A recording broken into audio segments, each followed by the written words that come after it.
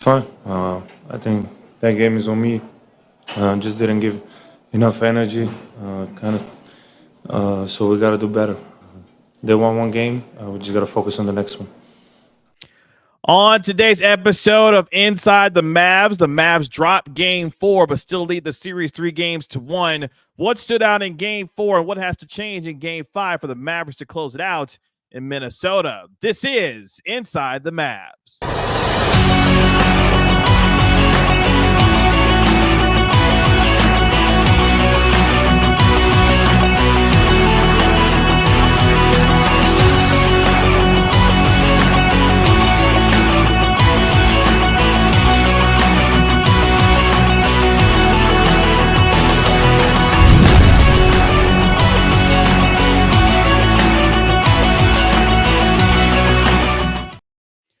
Welcome to Inside the Mavs, presented by Aura. I'm your host, Kevin Gray, Mavericks pre- and post-game host on the Dallas Mavericks Radio Network. Appreciate you joining us for the latest episode of Inside the Mavs. Make sure you download and subscribe to the podcast wherever you get your podcasts for free. Give it a 5-star rating and write a review for it while you're there. And if you're watching this on my YouTube channel like Kevin Gray Sports, make sure you like and comment on the video as well. Let us know how you're feeling about the Mavericks after game number 4. Before we go any further, let's bring in Mavs Sports Illustrated beat writer for the Dallas Mavericks, Grant Afseth, here on the show. Grant, what's going on?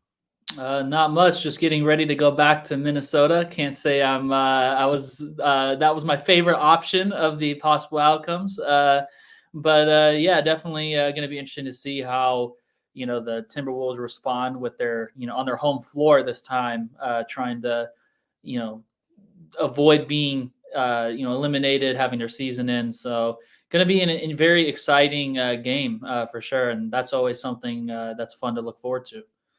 Yeah, I'm sure you and a lot of other Mavericks folks who were either covering this series or just fans in general weren't ready to get on a plane to go back to Minnesota for game 5. But you give Minnesota credit for finding a way to stave off elimination. They are now 3-0 in elimination games so far this postseason. So when their backs are against the wall, they have found a way so far to be able to continue series, or as they did in the Denver series, obviously go on to win there. But as we look at game 4, before we turn our attention to game 5, several things standing out from the game, and particularly some of the adjustments that we'll get into throughout the course of the show here that Minnesota started to make. And one, whether it be by accident or by design, the Timberwolves made the adjustment by having Jaden McDaniels get out there on Kyrie Irving. Anthony Edwards proclaiming before game 4 that he was going to take on the assignment of Luka Dončić, and Jaden McDaniels with length and size and athleticism, especially in the first half, really gave Kyrie Irving some trouble, especially with Irving getting off to a slow start. What did you see from McDaniels that gave Irving a little bit of issue, especially in that first half there? Yeah, I think everything that aligns with what Kyrie said. He said 6'9" wing with a lot of length. That's naturally going to be a challenging, matchup for a smaller guard. Oh, excuse me. Especially while they're really like honing in on slowing him down. And as a unit, the Minnesota Timberwolves are more than capable of containing multiple stars, and help defense with Rudy Gobert's rim protection. So if you have length and size on a player like Kyrie, you could do a better job of making it harder out in space for him to get, shot creation, rhythm, and then kind of turn him downhill more. And then, getting funneled more into the paint with Rudy Gobert makes that a little bit of a challenge compared to, countering Anthony Edwards. I think Anthony Edwards is a more vulnerable, defender, whether it's on or off the ball. There were situations where, Kyrie in the previous game was just basically attacking off the catch, kind of taking advantage of Anthony Edwards. And I think defensively for Minnesota, I mean, there's a give or take with it too. Like there's pros and cons where, if you have Anthony Edwards guarding a guy like Luka, that's naturally going to, be more of a fatiguing process. You risk foul trouble more as well. But also, I think Minnesota is at their worst defensively, like with their best players on the court. And I'm not saying like Luka Garza out there is going to be better than this stuff. So just say like in the context of how they typically approach the game, I think they're most vulnerable when Anthony Edwards is the low defender. Like even in clutch time, the prior game, he completely fell asleep and gave up a 3 for PJ Washington. Like that, having him be directly applied on the ball is where Minnesota is probably more favorable. And then if that's going to move their actual true best, starting perimeter defender onto the second option, I think that aligns really well with what you would want. And that kind of reminds me of what Golden State did during the conference finals run in 2022, when the focus was putting Draymond on Jalen Brunson more often, because you get into the whole calculus of Luka is Luka. That's great. But if we overload the strong side, flooding it, whatever you like to call it, while putting our true best defender on the second option, we can maybe slow both of them down just enough to where we're really, really punishing them and making their role players beat us. And that's something they'd much rather, and like most defenses would probably rather live with, than allowing Luka and Kyrie to get 33 each and be efficient and, dominating the game down the stretch. Yeah, and Kyrie Irving talking about some of that post game in terms of what stood out to him, particularly with the slow start that he had, going 1 of 5 in 9 minutes in the first quarter with just the 2 points. Here's what Kyrie Irving had to say about that after game 4. Kyrie, obviously a chance to close it out tonight at home. Just what stands out from a loss like this, in your opinion? What stands out is just our competitive spirit, especially throughout the game. That first quarter, we only scored 20 points, gave up 27. It's uncharacteristic, like, for us to kind of be in that type of battle in the first quarter. We usually like to keep the game pretty close, even though, later in the game we caught up. But how I started off in particular the game with a few turnovers, and if I'm setting the example like that, then other guys are going to follow suit, unfortunately, at times. And, it just leads to just that lackadaisical play. So that's on me, taking accountability. I got to start off the game a lot better and just get a shot up at the rim instead of turning the ball over. So I think, starting off the game, we just weren't in a great rhythm as of yet. We picked it up in the second half a little bit more. But, yeah, just a few costly turnovers and, some miscommunications on the defensive end during some crucial times in the game. Felt like that was the difference tonight. It's interesting because even with how poorly the Mavericks, especially their quote-unquote big three, if you will, with Kyrie, Luka, and PJ Washington going a combined 16 of 52 for 54 points in game 4, they still had a chance to win this game down the stretch, unable to make some plays at the end. And you give credit to Karl-Anthony Towns and Anthony Edwards for coming alive, particularly Karl-Anthony Towns, who really had his best game so far in this series, scoring 20 of his 25 points in the second half. And one of the things that, we thought may happen going into game 4 without Derek Lively on the floor was the idea that Minnesota would start to attack a little bit more and get downhill. And you saw that particularly in the first quarter. Anthony Edwards, I believe, had 8 free throws in the first quarter. So it felt like the mentality that Minnesota was going to try that with, especially not having Derek Lively to be able to back up Daniel Gafford as far as the lineup was concerned for the Mavericks. Yeah, absolutely. Because I think throughout this playoff run, especially after, Derek got his initial exposure to postseason basketball, I think he's been very clearly like the top impact big in ways that don't show up in the box score with his interior presence, which is no knock on Daniel Gafford. There's a difference between being 7'1" and 6'10" with a shorter wingspan. There's just a more physically imposing presence, and that naturally makes it harder without him to funnel perimeter players on dribble penetration and all that stuff and deter them from attacking when you don't have that on the court. And I thought Dwight Powell's minutes were pretty rough early on. Like, there was very clear difference between, the interior presence you typically get versus the one that you rely on when there are injuries.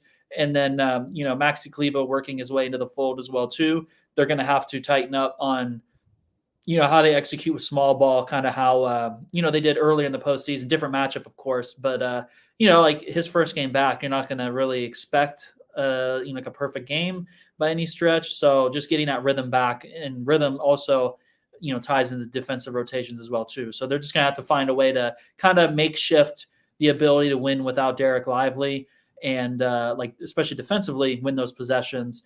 And, no matter how long that will be, because we don't really have a clear idea of that either yet as well. So that'll definitely be something to track.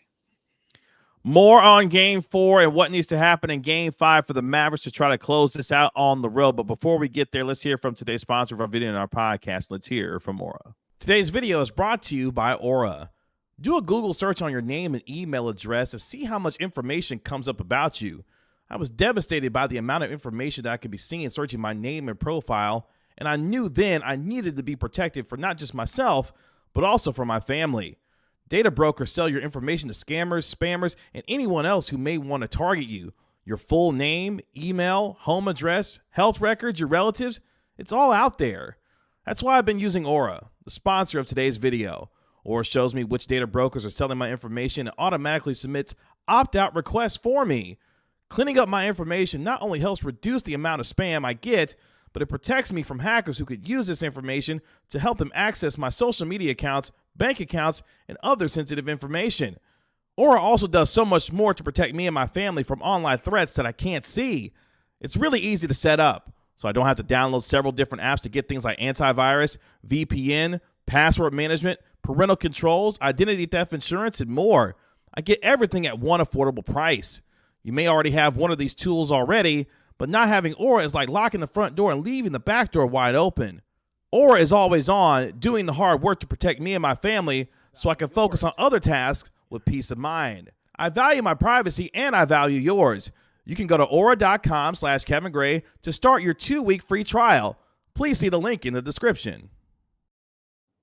Back here on Inside the Mavs. Appreciate you hanging out with us through our spot there. And thank you to today's sponsor of our video and our podcast in Aura as we get you ready for game 5. As we look back at game 4, as the Mavericks fall 105-100 in game 4, still maintain a 3-1 series lead. And obviously, Grant, taking a look at what happened in game 4, something that struck me, especially in the first quarter, they scored only the 20 points did the Mavericks, but I mean, it doesn't help when at one point you miss 9 consecutive field goals and you go nearly 6 minutes without a basket. And then conversely, Minnesota goes on a 14-2 run.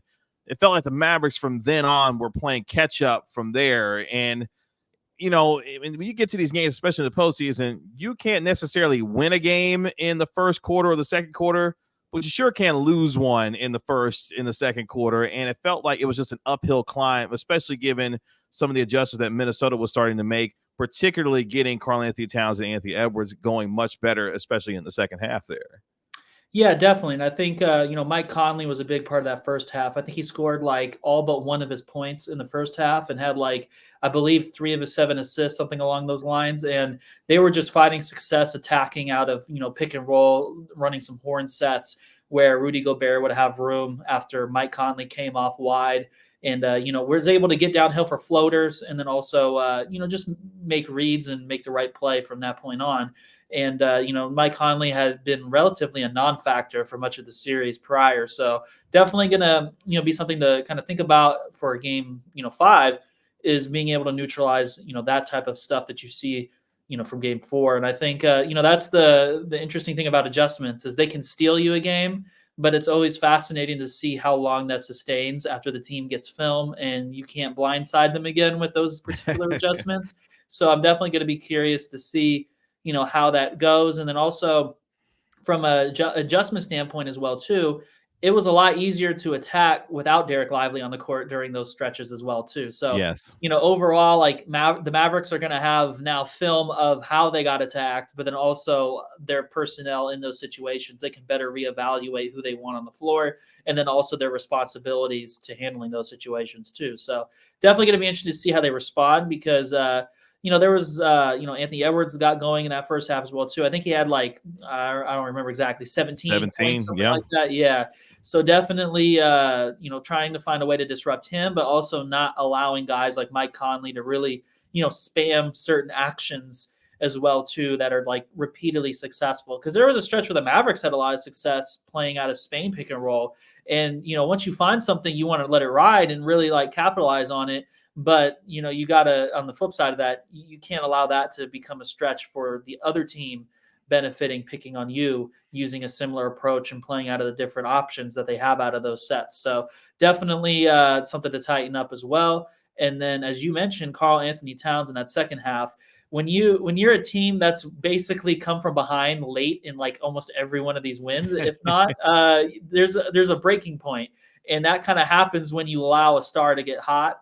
And Karl Towns hit some very pivotal 3-pointers late and scored 20 of that 25 points after halftime. So it kind of caught up to them. It's one of those random chance things too in the NBA where you're going to have situations where you get punished for not necessarily controlling the game. So they're going to have to do a better job of that on the road, which will be we keep saying it will be very tough to do that when you're playing against a team that is in front of their home fans and they don't want their season to end. This is a special season that they've been building up for a very long time.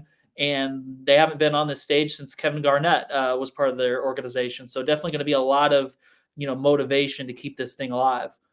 Yeah, Denver found that out firsthand in Game 6 where they got blasted by 45 by the Timberwolves, trying to save, their season. And, you mentioned a couple of things. Conley in that first half went 5 of 8, had 13 points, really got things going and was really controlling the game for them offensively. I give the Mavericks credit, though, in that second quarter because they went on what was an 11-0 run to eventually take what was a 3-point lead, after a Derrick Jones Jr. free throw, and they were up 45-42 with 3 minutes left in the first half. So, again, the battling back and forth that these teams have gone on, big runs in this series that we've seen.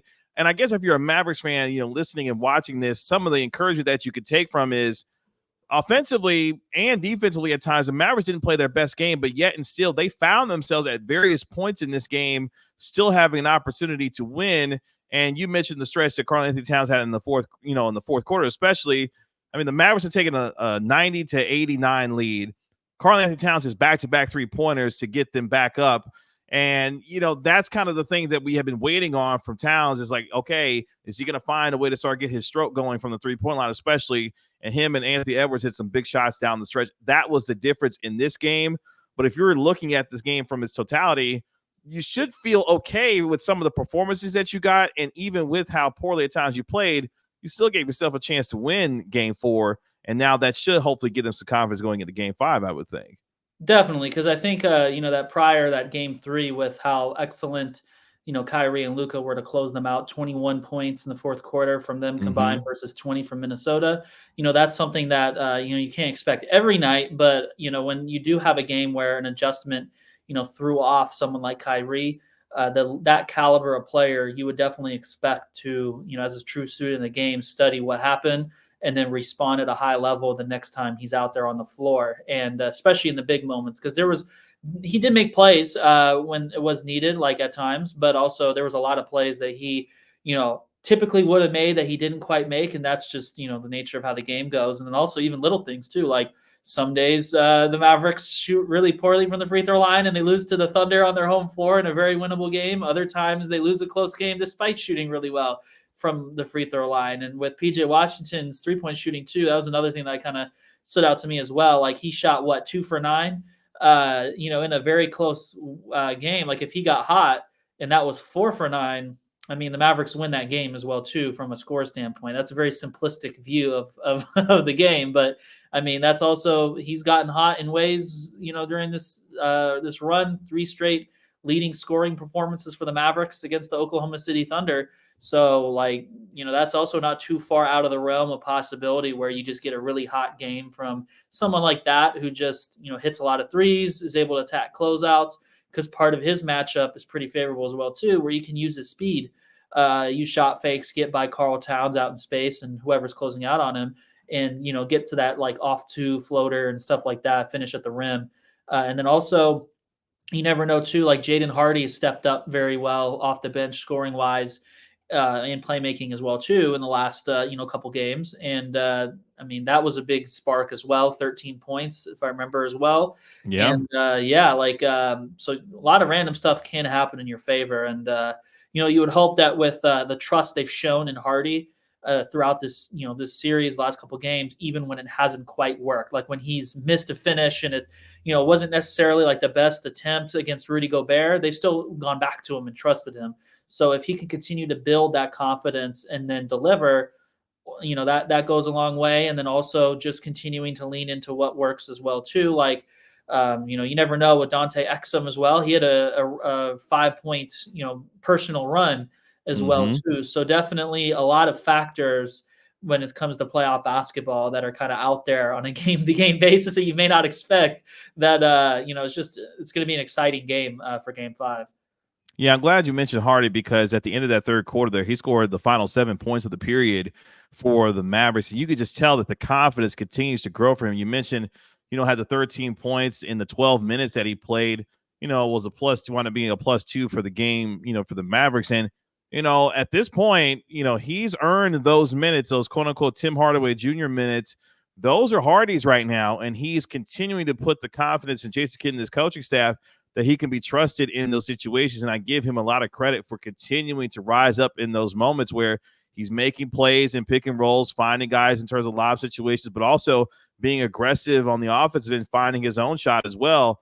I mean, he wound up with a two-hand dunk on, a little double pump on Kyle Anderson. It was like, okay, like the young man is feeling good about his confidence and his ability to get to the rim. I think that's huge for his ability to continue to grow, but yet be another guy that can provide them a spark off the bench. Where you look at in Game 4, the Mavericks outscored the Timberwolves bench 25-14, and in large part that was due to Jaden Hardy's play in Game 4. So I guess another thing in a lot of ways you could take some confidence in, because here's the overriding thought for me coming out of Game 4, going into Game 5, which is, in a lot of ways, you outplayed the Timberwolves in a number of areas. You outscored them, pretty much doubled them up on the bench points. You forced 15 turnovers against Minnesota, and you scored 30 points off of those turnovers in Game 4 as well. So if you don't make certain mistakes down the stretch, where it'd be Kyrie Irving turning the ball over late or a couple of things in terms of, some miscues, you pretty much should have won Game 4. And that, I think, is something, again, that you think about going into Game 5, is that if you clean up some of the small mistakes that were made in this game, in a lot of ways, you outplayed Minnesota in Game 4. It's just that you didn't execute in certain moments down the stretch that are the difference in winning and losing these games, especially in the conference finals here. Definitely, and there's so much of an effect of shot making as well too. Like not Yes. only do you obviously get points out of scoring, like making shots and everything, but there's just, for this Mavs team and just NBA teams in general, there's a lot of ups and downs that come with the missed shots, because then now you're getting runouts on the other end. You're able to get in rhythm. Karl Towns can get threes. Anthony Edwards can attack the rim. And the same thing with the turnovers as well, too, as you mentioned. So, minimizing those mistakes. The Mavericks are, a very tough team when they do minimize them. And that's why the perimeter shooting is so important. Not only do you score, but, those long misses become a real factor. And they took 43s as well too. Like that felt like a pretty high number compared to what we normally have seen. Like, I don't think I've seen a 40 number in a little while after they've made these, very often, I should say, after they've made these roster changes where they are really, focusing on lobs. But I think that might also tie a little bit into the Derek Lively element of it too, because he's been such an effective play finisher, and it opens things up and makes it easier to attack downhill when you have him. When you don't, you do have to rely more on the perimeter shooting. So that kind of, looking ahead to Game 5, depending on his status overall, you're going to have to probably, get better perimeter shooting results. Like, they weren't like bad by any stretch, but when you take that many, some of those misses, like, they can add up to, potential opportunities on the other end. Yeah, and I don't expect the Mavericks superstars and Luka Doncic and Kyrie Irving to go combine what was 13 of 39 from the field. We're talking about at a 33% clip combined between the two of them going into game number 5. Jason Kidd talking about what the difference was in terms of what Mavericks were able to do in the first and the third quarters versus the second and fourth quarters. That really was the difference in the game here. What stands out in a game like this, where they started out Anthony Edwards defensively on Luka, and he pretty much took the onus and said it's on him. But what stands out to you? Yeah, I thought for Minnesota, they got to the free throw line early in that first quarter. When you look at, I think Ant had 8 free throws, but I thought again, we took a stand, and in that second quarter we started to play better on both ends. And then, just understanding the third quarter, we came out, first and third, we were not very good, tonight. So we'll look at that to see how we can be better. But the second and fourth, put ourselves in a position to win the game. But, we got to be better for 4 quarters. And you give Minnesota credit. They came out and fought and found a way to win. Yeah, being better for all 4 quarters, because even with them making the comeback that they did, still giving themselves a chance. I mean, Luka Doncic hits that miraculous three-pointer and a bad foul by Anthony Edwards. I'm not sure what Anthony Edwards was thinking there on that particular play when he fouled Doncic, but Doncic missed the free throw and it was pretty much over from there. Again, those small differences in the games, the turnovers late, some of the missed free throws at the wrong time, and not necessarily getting a great shooting night from the guys that you're normally needing that from. That to me is what going into game 5 obviously has to change, because you turned them over. You were able to score points off of turnovers. You kept the rebounding margin within a reasonable number. They only out rebounded you by 2 in the game. So to me, this is about personnel. Karl-Anthony Towns and Anthony Edwards found a way to get themselves going. Anthony Edwards with a late bucket as well to really help things there. But you're missing Derek Lively, and it just amazes me, Grant, how much importance is on this 20-year-old rookie and the difference that he makes when the Mavericks win games versus when they don't have him in there, and what that means for their chances to succeed against a team like Minnesota in this series here. Yeah, absolutely, because there's so much that depends on him. He's a very talkative, defensive anchor, has the physical tools that nobody else on the roster has, and his energy level is always so high. Like just even on the offensive glass, whether he gets it or not, he's getting a hand on a ball constantly, and he puts a lot of pressure on the other team, like, with boxing out and having to, I guess you could say, like gang rebound with him and all that stuff. Like that's, a challenging, presence to have when you're constantly having to factor him in. And that's just not the case. Like, no, like disrespect or anything to like a Dwight Powell or, players like that. But you're just going to have a different reality when they're much smaller and have less ability to get a hand on the ball. He plays a lot of energy, obviously, as well, but there's just a talent level in terms of like the physical tools and instincts and things of that nature that you just miss when you don't have Derek Lively out there. And Maxi Kleber made his return. Wasn't necessarily great in game 4, and really not a lot to expect from him coming off of his shoulder injury. He had been out since May the 3rd, but trying to provide some depth with him without obviously Derek Lively, the second in the lineup. Hopefully for him, now that he's gotten a little chance to get, some game action, he'll be a little bit better going into game 5, because it's not going to be easy for them to find a way to close it out, even though the Mavericks, have been spectacular on the road this postseason. They're 6-2 so far on the road in the NBA playoffs. They'll need to call upon that resolve again in game 5, where Minnesota, I would imagine, is going to come out with a lot of energy and a lot of focus, because they'll, like you mentioned a little bit earlier, be back in front of their home crowd. How do the Mavericks withstand that initial run? Because maybe they feel confident in some of the adjustments that they've made with getting Jaden McDaniels on the Kyrie Irving, and what that can mean for them from a strategic standpoint, especially if Lively's not able to go. But if he is, that really kind of changes things for the Mavericks in that way. Yeah, I think a big part of it overall is just going to have to be the, I guess you could say, the trust that you have in your superstars to kind of control the game. The evaluation of how Minnesota approached them, responding to it. And I mean, in a weird way, this is kind of how, some teams view it. Some people view it as being easier to have lost the game before, because you have a ability to reflect on what happened, kind of pick it apart, see what created those advantages, and then maybe refocus a little bit. Yeah, you can pinpoint what went wrong, and then obviously that's not a guarantee that that's going to work, but at least if you're a resilient team that has a talented coaching staff that can really come up with those countermeasures. And a lot of it comes down to your talent level too. Like, you have to have the necessary talent and pieces to make those counter adjustments and withstand certain things as well too. And that's what's made the Mavericks so effective, is they do have the ability to play different styles and things of that nature. So just, overall be tougher without Derek Lively potentially as well too. But, that's also part of it. They're going to be able to review how they perform without him, and, really try to, be resilient about, that next man up mentality that they love to talk about, throughout the season.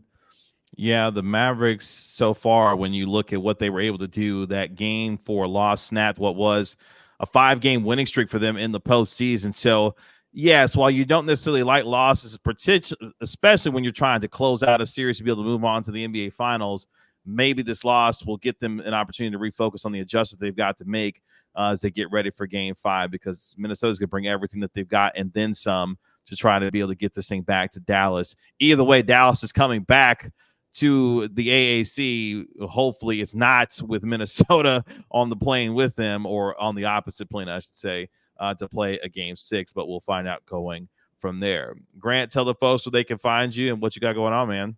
Yeah, for sure. We're going to continue to do these episodes here, of course, and then also my coverage on the Sports Illustrated Mavericks site, si.com/NBA/Mavericks.